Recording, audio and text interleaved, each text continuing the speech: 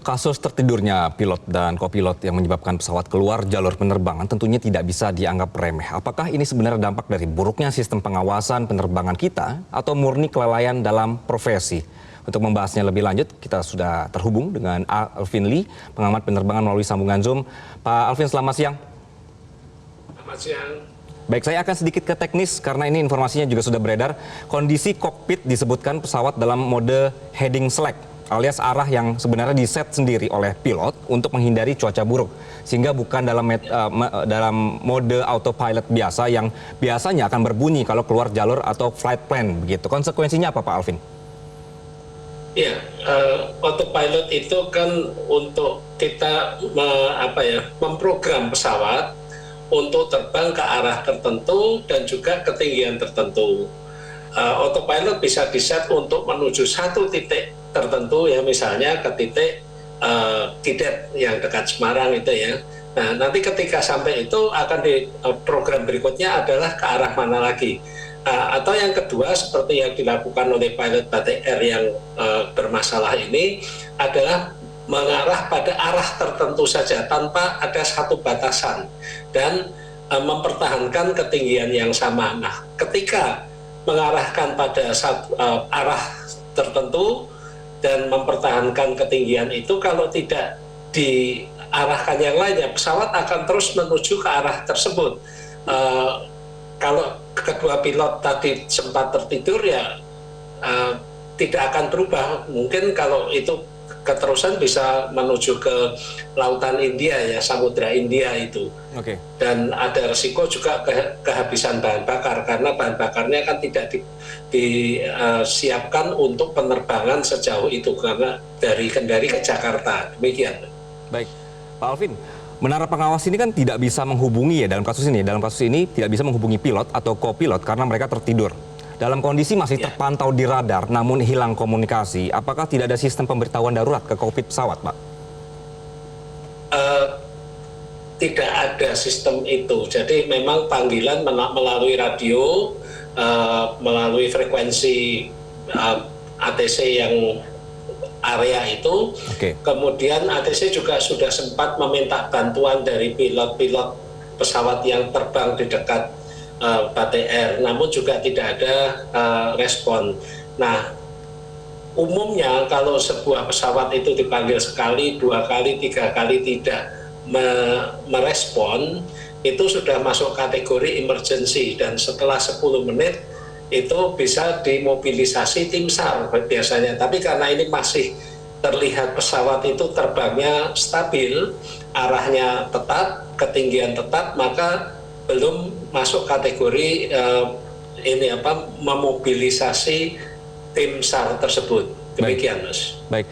Patokannya berapa menit, Pak? Kalau misalnya ini 5 menit melenceng aja sebenarnya sudah darurat begitu. Tapi ini 28 menit mereka tidak ngerespon dan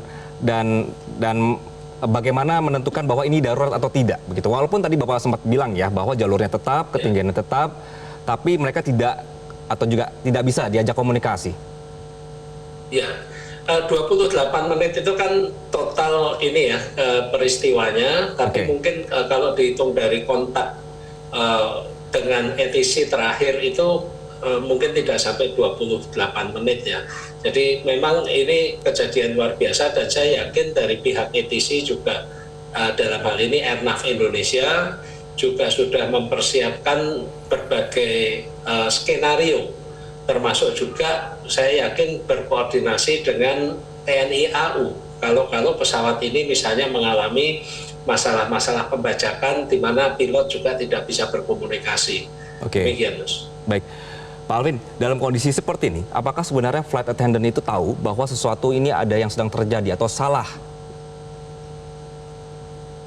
Flight attendant tidak tahu. Memang ada ini ya, ada SOP bahwa flight attendant ini setiap 30 menit wajib mengetuk pintu dan berkomunikasi dengan pilot yang ada di kokpit. Ini untuk memastikan semuanya oke.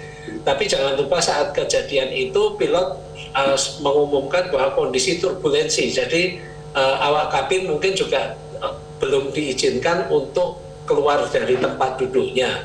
Kemudian juga pada praktek dunia penerbangan internasional sejak 2015 peristiwa Germanwings di mana pilot itu keluar dari kokpit untuk ke toilet dan di kokpit itu hanya ada satu kopilotnya. Kopilot kemudian mengunci pintu kokpit dan kemudian menjatuhkan pesawatnya menabrak gunung. Sejak itu ada praktek di best practice ya di perusahaan-perusahaan penerbangan bahwa di dalam kokpit itu harus ada dua orang yang aktif. Kalau pilotnya keluar harus ada flight attendant yang masuk ke kokpit, atau kalau di dalam pesawat ada juga pilot cadangan. Pilot cadangan itu harus masuk ke kokpit untuk memastikan di dalam kokpit itu selalu ada dua orang yang aktif. Demikian juga kalau tidur, sebetulnya juga harus ada orang ketiga yang masuk ke dalam kokpit untuk memastikan semuanya berjalan sesuai prosedur. Nah, dalam hal ini, dalam peristiwa ini, hal itu tidak terjadi. Ya, beginilah jadinya. Kita tahu bahwa itu belum menjadi mandatori, belum menjadi peraturan yang diwajibkan di Indonesia. Tapi dari kejadian ini saya harapkan akan ada perbaikan-perbaikan regulasi. Baik, Pak, bicara soal perbaikan sistem juga, walaupun sebenarnya nanti pasti akan ada evaluasi ya dalam kasus ini, tapi bagaimana kita tahu kebugaran kejiwaan awak pesawat ini terus dipantau sehingga medical check up ini tidak hanya soal fisik tapi juga aspek psikiatrinya, Pak? Benar, selama ini untuk medical check up atau meddex ya, untuk pilot penerbangan komersial itu dilakukan 6 bulan sekali. Kemudian untuk sebelum terbang itu memang dilakukan pemeriksaan tekanan darah. Ini saya lihat di negara lain, di Cina juga dilakukan hal yang sama, pemeriksaan nafas, kalau ada trace of alcohol atau penggunaan narkoba secara acak ya. Tapi untuk pemeriksaan kejiwaan ini belum banyak tersentuh. Nah, ini yang saya rasakan perlu bahwa dilakukan juga sistem untuk memeriksa kebugaran kejiwaan, kebugaran mental ya, baik itu yang secara berkala maupun secara acak. Dan menerapkan juga yang dalam dunia penerbangan kita namakan sebagai fatigue risk management system untuk mendeteksi dan mencegah terjadinya keletihan yang berlebih. Demikian.